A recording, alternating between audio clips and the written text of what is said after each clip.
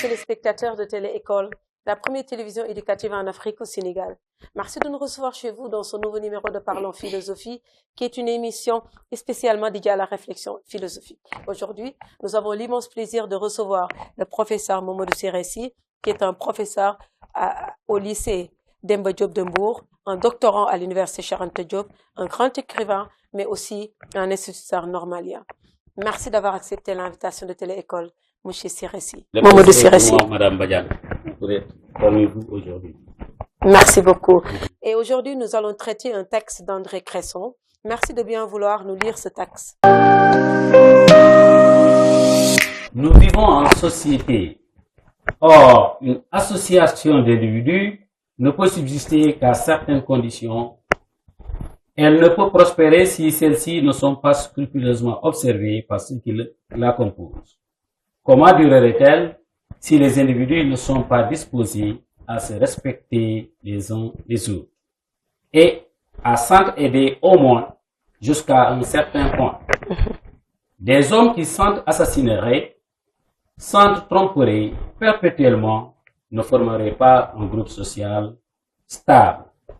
Il leur faut, pour en former un, renoncer à satisfaire une partie de leur passion, s'imposer un frein, se contraindre à une discipline. Toute société a donc intérêt à persuader, dès l'enfance, à ses membres qu'ils ont à l'égard des autres hommes des devoirs absolus de respect et d'entraide. Que ces hommes ont des devoirs correspondants, que celui-là mérite qui obéit à ses devoirs, que celui-là démérite qui n'y obéit pas, que le mérite mène à la récompense et le démérite à la punition. Pas de société solide, ni même viable, si ses membres n'ont pas en majorité ce fétichisme du devoir. Sans lui, la société se désagrège, d'où, dans toute société, l'effort pour le maintenir et le développer. Luc André Cresson. Très bien. Il s'agit de quoi ici dans ce texte, professeur? Alors, ici, il s'agit des conditions d'existence d'une société stable et viable. Donc, le thème du texte, c'est les conditions d'existence d'une société. Effectivement. Très bien. Quelle est la question à laquelle l'auteur tente de donner son point de vue? La question à laquelle l'auteur tente ici de répondre est dans quelles conditions se maintiendrait la société et que faut-il à ses membres pour sa subsistance et sa pérennité? Très bien. Très bien. Donc ici, la question à laquelle l'auteur tente de donner son point de vue, c'est le problème philosophique. Oui. C'est la problématique. C'est la problématique du texte. Très bien. À cette question, quel est le point de vue de l'auteur par rapport à cette question? Par rapport à cette question, le point de vue de l'auteur est que la vie en société est une nécessité pour l'homme et elle exige que ce dernier obéisse à un certain nombre de règles sans lesquelles cette société ne peut se maintenir. Très bien. Donc ici, pour l'auteur, il y a des conditions préalables pour qu'une société existe. Effectivement. Et il y a ces des conditions oui, sans lesquelles la société ne peut pas d'abord exister, encore moins prospérer. prospérer. Très Pour que bien. la société puisse exister et prospérer, il faut que les hommes qui y vivent puissent maintenant s'astreindre un certain nombre de normes, un certain nombre de règles qui garantissent sa stabilité et sa cohésion. Très bien. Là, nous allons y revenir tout à l'heure, Inch'Allah. Maintenant, quelle est la structure du texte, c'est-à-dire le plan argumentatif de Oui, l'auteur? la structure argumentative du texte peut être déclinée en deux points.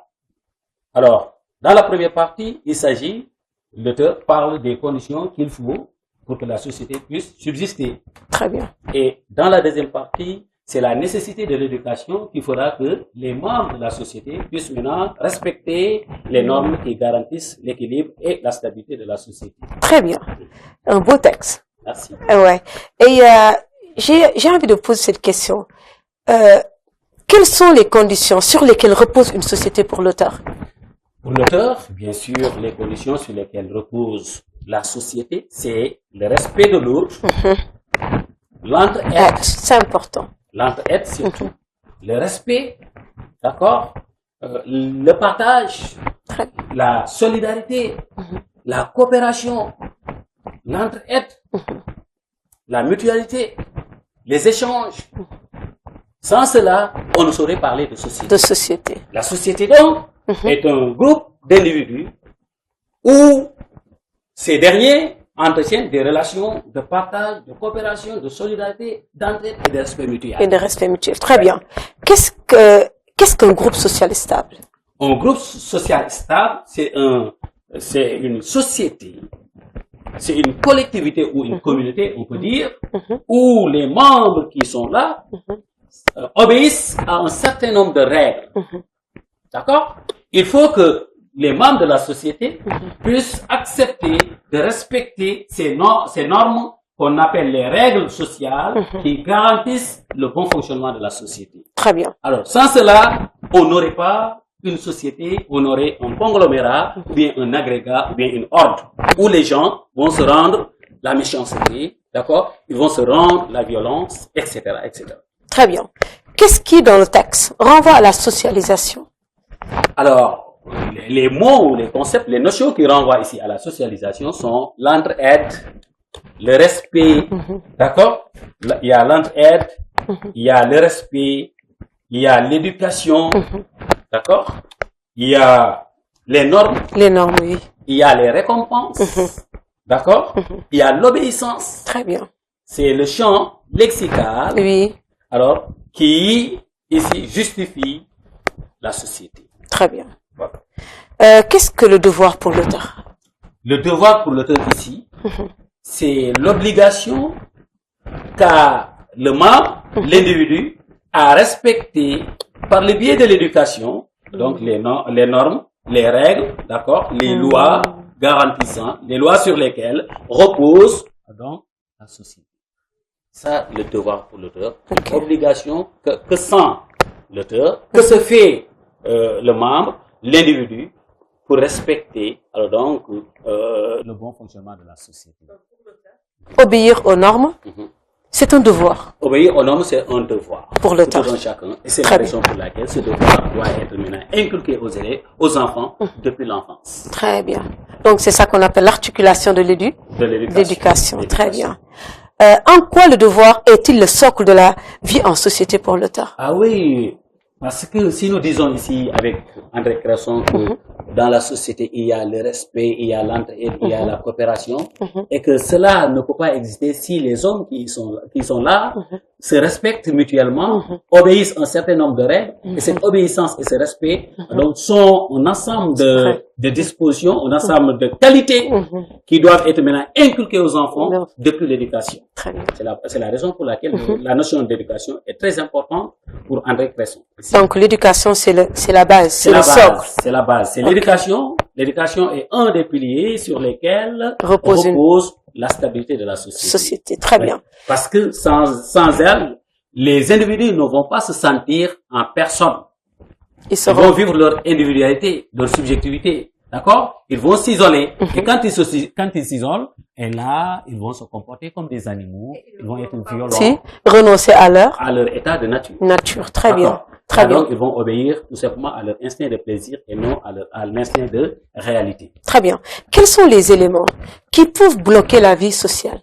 Les éléments dans le texte qui peuvent bloquer la vie en société, c'est par exemple l'assassinat, le meurtre, les crimes, d'accord, la tromperie, l'intolérance, très bien, la méchanceté, l'individualisme, surtout l'individualisme, l'absence d'entraide, l'absence d'entraide, tout cela sont des éléments qui nuisent. La violence, la tromperie, d'accord, la méchanceté, d'accord, les crimes et les viols, tout cela sont des rendent instable donc une société. Voilà, sont des éléments qui nuisent à la stabilité, à la cohésion de la société. On a l'impression que André Cresson nous parle. Il nous parle surtout aujourd'hui, dans la vie actuelle. C'est un texte qui est d'une brûlante actualité, dans la mesure où ça nous donne des éléments pratiques qui nous permettent de bien vivre, c'est-à-dire le bon voisinage, le respect de l'autre, la tolérance, l'entraide, le partage, la coopération. Surtout le respect de la différence. L'ouverture. Donc ce texte-là est d'une brûlante actualité selon moi. Très bien. Pourquoi l'auteur propose à ce que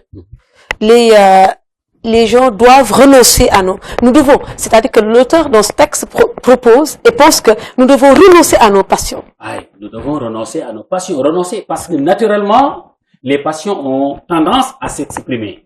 Et les passions sont naturellement animales.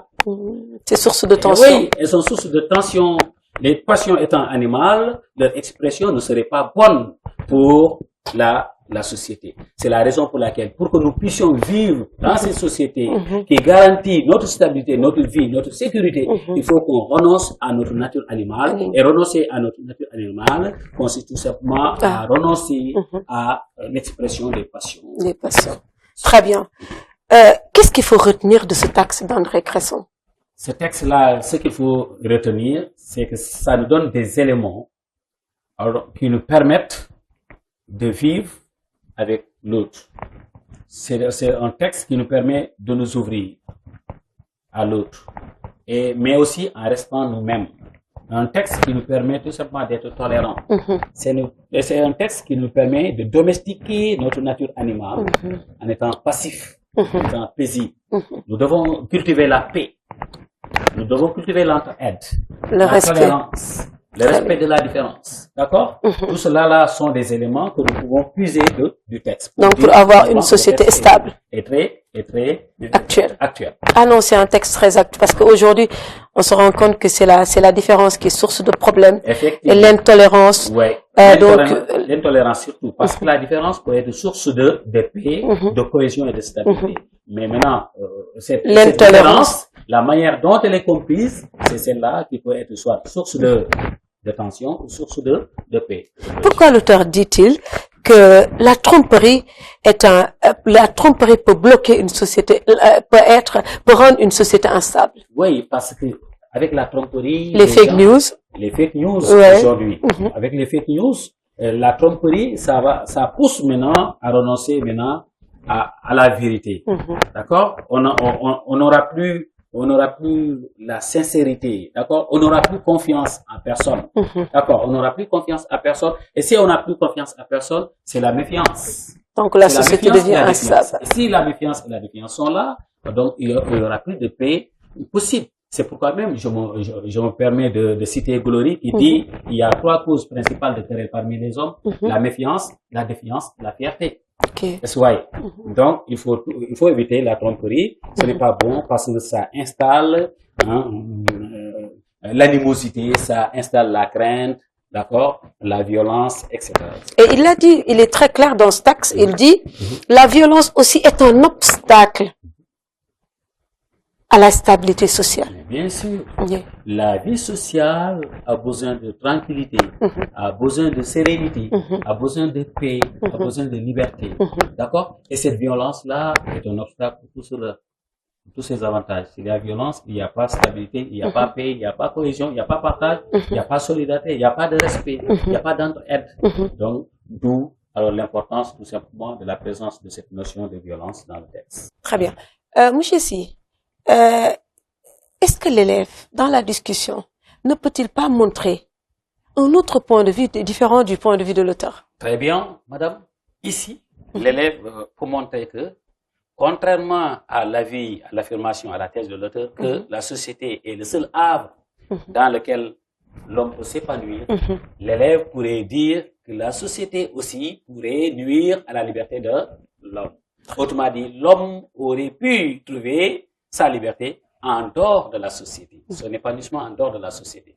Car la société met en place des garde-fous, des barrières, des normes qui sont très lourdes, beaucoup d'interdits, donc qui nuisent à la liberté individuelle.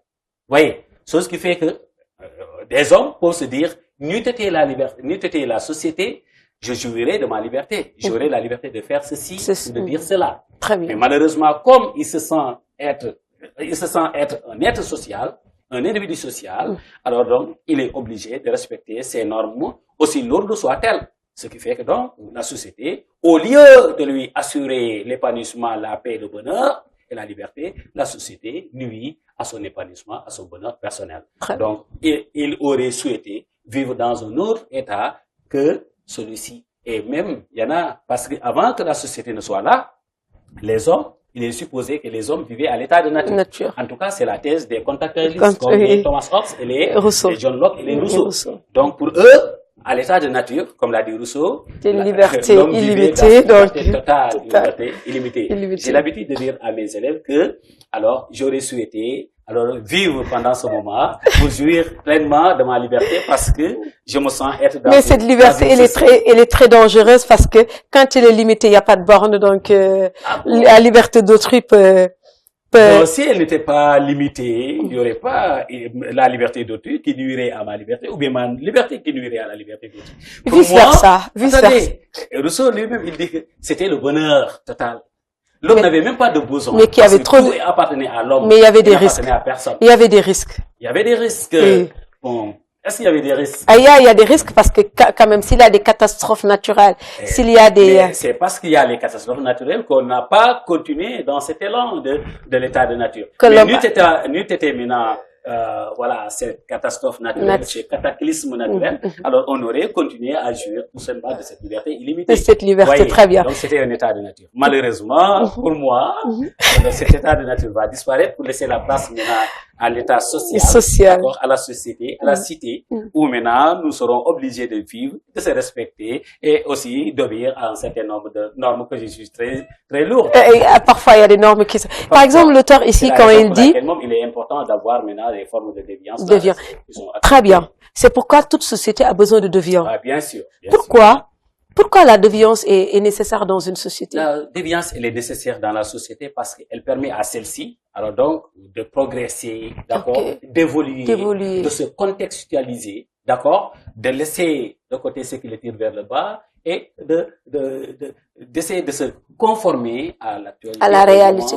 Donc, les normes sociales sont évolutives. Les normes évoluent. Les normes sont relatives. Elles changent, elles bougent. Elles sont dans un éternel changement, dans une éternelle évolution. Les normes ne sont pas constantes, elles ne sont pas stables, elles sont dynamiques. Elles changent de l'histoire à la géographie, autrement dit, du temps. Les normes auxquelles obéissaient nos arrière-grands-parents ne sont pas celles auxquelles nous obéissons aujourd'hui. Vous voyez. Donc, en plus, ça, c'est l'histoire, le temps. Donc, temporellement, il y a une évolution des normes, mais spatialement, géographiquement, il y a aussi une évolution des normes. Par exemple, les normes auxquelles maintenant obéit le français ne sont pas les normes auxquelles obéit le sénégalais. Donc, les normes sont relatives. Elles changent d'une situation à une autre, d'un peuple à un autre, d'une société à une autre. Très bien. J'en profite pour demander, quelle est la différence entre la déviance, la marginalité et la folie? Bon, la déviance, je pense, tous ces trois-là, la déviance, la marginalité et la folie, alors donc, ont une différence en termes de degré. La déviance, c'est quand l'individu, alors, refuse de se reconnaître aux normes qui garantissent l'équilibre et la stabilité. C'est quand j'ai décidé, d'ailleurs, j'aurais dû commencer par la définition étymologique de déviation, de déviance, qui vient de déviacer, qui veut dire, alors, sortir du chemin. Sortir du chemin, dévier du chemin, sortir du chemin. N'est-ce pas? Donc, la déviance, c'est tout simplement un acte par lequel le membre de la société, le citoyen, ne se reconnaît plus, d'accord? Ou bien ne se reconnaît pas, alors, aux normes de la société. Et donc, il a décidé de faire autrement. Dans ce cas, il a dévié. Donc, le déviant dévie expressément, mais il propose. Il propose une façon de vivre. Une autre façon, une autre norme. D'accord? D'accord. Maintenant, cette façon de se comporter peut être maintenant acceptée par la société s'il n'y a pas une forte cohésion sociale. D'accord? Cette façon de se comporter peut être maintenant acceptée par la société. Si et seulement si il n'y a pas une forte cohésion sociale. D'accord? S'il n'y a pas une domination de la société. Maintenant, dans ce cas, elle est acceptée. Elle peut aussi être rejetée. Mais si elle est rejetée maintenant, c'est là où maintenant, la personne peut devenir maintenant marginale. Autrement dit, elle est marginalisée. Parce que ce qu'elle proposait n'est pas accepté par la société. Et il a décidé de continuer dans ce qu'il considère être meilleur, dans ce cas, il est marginalisé, marginal qui vient de marginiste, c'est-à-dire être à la marge. D'accord? Il ne se reconnaît pas aux normes-là qui garantissent le bon fonctionnement de la société. Il se retire, mais il propose rien. D'accord. Il se retire et il propose plus. Il ne se voit plus, en tout cas, dans vos normes. Il a ses propres normes. D'accord? Et il vit conformément à ces normes-là. À ses propres normes. Très bien. Et la folie maintenant, c'est tout simplement, c'est pas la folie, c'est pas une absence de raison, c'est une absence tout simplement de la raison sociale. C'est-à-dire, il n'y a pas de conformité avec la raison sociale. Celui qui est appelé fou, donc c'est-à-dire, il ne voit pas nos normes comme étant des normes. C'est-à-dire, il a ses propres normes, il a sa propre vie intérieure. D'accord? Il jouit de sa raison, de ses facultés, mais malheureusement, ce que nous considérons comme étant une norme sociale, ou bien une règle sociale, ou bien une raison sociale, lui, il ne se voit pas dans ça, il a sa propre vie qu'il mène comme bon lui semble. Très bien. Donc, toute société, si je comprends bien, a besoin de deviants. Oui, toute société a besoin d'un Guy Marius Sagna ou d'un Daouda Gueye, voilà, qui lutte, par exemple, qui lutte pour Pikine, Guy Marius Sagna, qui est le représentant du peuple. Et donc, un activiste, donc, est un deviant. Un activiste est un déviant. Un activiste est un déviant. Il a dévié tout simplement ce qu'il considère comme anormal ou bien normal. Il décide de passer à côté. D'accord? Ou bien de dénoncer. D'accord? De façon énergique. Ce qu'il considère être anormal. Pour lui, ce n'est pas une norme. C'est pourquoi c'est anormal.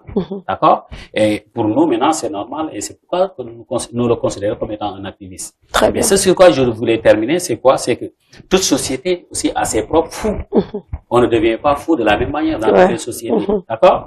C'est la raison pour laquelle aujourd'hui, quand vous allez voir un talisman, c'est-à-dire un charlatan, alors qui va faire le courrier pour vous dire, attendez, méfiez-vous de cette personne-là qui n'est pas claire, ni noire, voilà, qui n'est pas de taille élancée ou courte, parce que ceci, cela. Ou bien, celui qui vous a fait ça, votre maladie là, il y a quelqu'un qui vous a jeté un mauvais sort, c'est quelqu'un avec qui vous êtes toujours ensemble. D'accord? Vous voyez toujours. Cela veut dire tout simplement qu'il sait que tu es toujours avec quelqu'un. Toujours avec quelqu'un. Vous voyez. Tu connais quelqu'un qui est court ou quelqu'un qui est élancé ou quelqu'un qui... va commencer. Parce qu'il a compris la sociologie de la société. De ta société. C'est pour cela qu'il te parle comme ça. Quand il prenait quelqu'un qui vient de l'Inde ou bien de la Mauritanie, ne comprenant pas la société sénégalaise, il ne pourrait pas te dire que tu es malade de ceci ou de cela. Il ne te dirait pas la même chose que ce charlatan sénégalais t'a dit. Très bien.